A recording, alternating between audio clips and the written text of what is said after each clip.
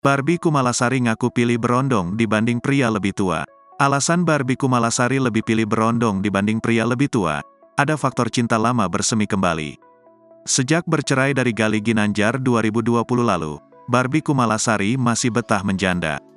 Walau menjanda, bukan berarti wanita 41 tahun itu tak menjalin asmara. Terkini Barbie mengaku menjalin asmara dengan kekasih berondong. Asmara itu dilakoninya pasca putus dari kekasih sebelumnya yang berprofesi sebagai seorang pengacara. Aku pernah pacaran sama pengacara selama 2,5 bulan dan putus pas saat tahun baru kemarin, kata Barbie Kumalasari. Pengacara yang dipacari Barbie Kumalasari itu usianya lebih tua.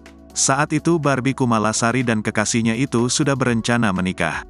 Selama 2,5 bulan pacaran dengan pengacara itu, Barbie Kumalasari mengaku tidak nyaman dan merasa tidak bahagia. Pacaran sama orang yang lebih tua itu malah bikin capek, sering diomelin, katanya. Apa balikan lagi saja sama berondong, ujar Barbie Kumalasari.